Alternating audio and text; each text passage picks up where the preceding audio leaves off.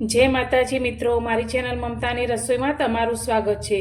मित्रों, आज आपणे बनावशुं लीली मेथीनी एकदम नवी ज रेसिपी। आपणे मुठिया, थेपला के भजिया तो मेथीमांथी बनावता ज होईए छीए, तो आपणे आज एक अलग ज रेसिपी बनावीशुं जे बाळकोथी लई नाना मोटा दरेकने खूब ज पसंद आवशे। तो तेना माटे मैं अत्यारे फ्रेश लीली मेथी लीधी छे, जेमांथी आपणे 2 कप जेटली मेथीने झीणी समारीने लई लईशुं। मेथीनी आ रेसिपी बनाववा माटे मैं अत्यारे 1 वाटकी भरीने पौवा लीधा छे, जे आपणे बटाका पौवा माटे लईए छीए ते पौवा लीधा छे। तो आपणे तेने एक मोटा बाउलनी अंदर लई लईशुं अने आ पौवाने आपणे 2 पाणीएथी सारी रीते धोई लईशुं।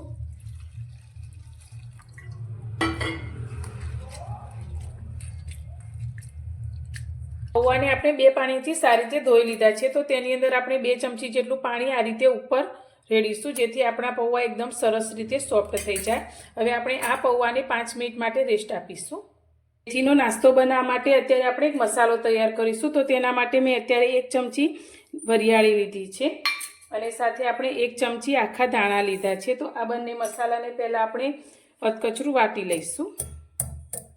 दाणा अने वरियाळीने आपणे अधकचरा वाटी लीधा छे। तो अत्यारे 2 લીલા મરચાના ટુકડા કરીને લીધા છે, તે આપણે તે મસાલાની સાથે જ લઈ લઈશું અને સાથે 3-4 કળી આપણે સૂકું લસણ લીધું છે, તે અંદર લઈ લઈશું અને ફરી તેને આપણે વાટી લઈશું। મસાલાને આપણે આ રીતે વાટી લીધો છે। તમે આ મસાલાને મિક્સર જારમાં પણ વાટી શકો છો, પણ આ રીતે ખાંડણીમાં વાટવાથી તેની ફ્લેવર ખૂબ જ સરસ આવે છે। તો હવે આપણે આને એક બીજા વાસણની અંદર કાઢી લઈશું। પૌવા આપણા પલળીને સોફ્ટ થઈ ગયા છે। તો હવે આપણે એક મોટું બાઉલ લઈ લઈશું અને આ પલળેલા પૌવાને તેની અંદર લઈ લઈશું। હવે આની અંદર આપણે જે મેથીને ઝીણી સમારીને લીધી છે તે અંદર એડ કરીશું। સાથે આપણે એક નાની વાટકી જેટલી કોથમીર લીધી છે તે પણ અંદર લઈ લઈશું। આની સાથે આપણે જે મરચાં લસણનો મસાલો તૈયાર કરીને રાખ્યો છે તે આપણે અંદર એડ કરી દઈશું।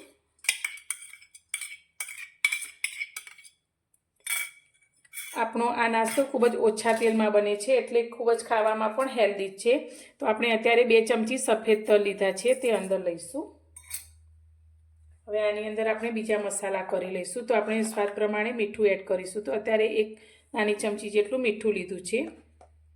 1 ચમચી આપણે ધાણા જીરું લઈશું।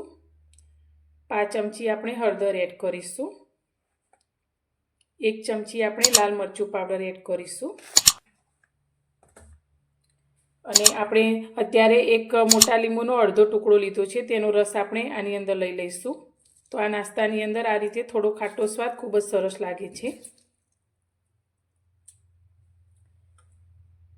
અને મીઠાશ માટે આપણે 2 નાની ચમચી દળેલી ખાંડ લઈશું। તમે મીઠાશ પસંદ ના કરતા હોય તો તેને સ્કીપ પણ કરી શકો છો।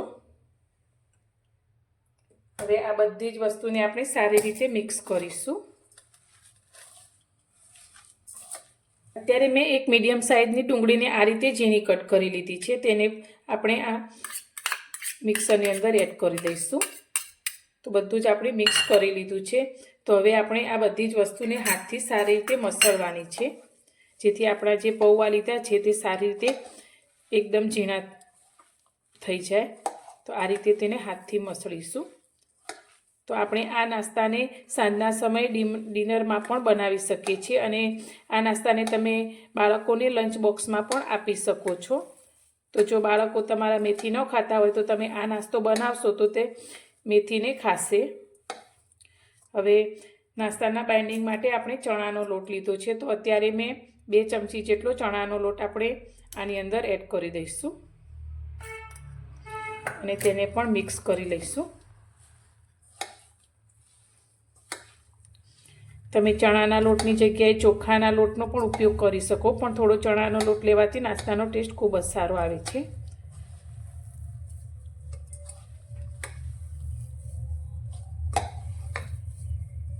બધી જ વસ્તુને આપણે આ રીતે ભેગી કરી લીધી છે। તો હાથને અત્યારે મેં થોડો તેલવાળો કરી લીધો છે। તો આમાંથી આપણે થોડું મિશ્રણ હાથમાં લઈ લઈશું અને આને આપણે એક ટિક્કી જેવો શેપ આપીશું। તો એકદમ જાડું પણ નહીં અને એકદમ પાતળું પણ નહીં, એ રીતનું આપણે આ રીતે શેપ આપીશું। તો આ જ રીતે આપણે બધા જ નાસ્તાને શેપ આપી દઈશું।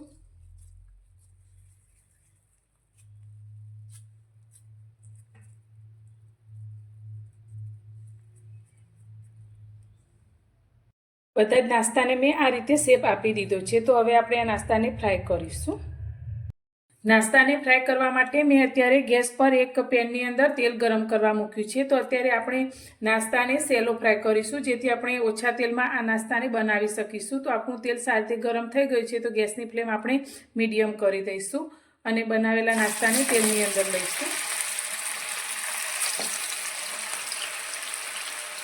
તમે ડીપ ફ્રાય કરીને પણ આ નાસ્તો બનાવી શકો છો.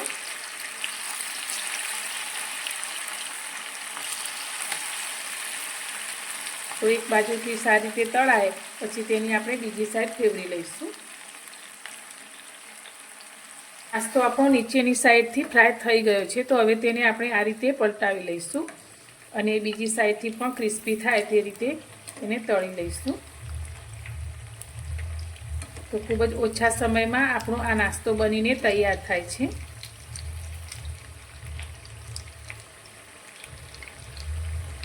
નાસ્તો આપણો તળાઈ અને બંને બાજુથી ક્રિસ્પી થઈ ગયો છે. તો હવે આપણે નાસ્તાને એક પ્લેટની અંદર લઈ લઈશું અને આ જ રીતે આપણે બનાવેલા બધા જ નાસ્તાને ફ્રાય કરી લઈશું.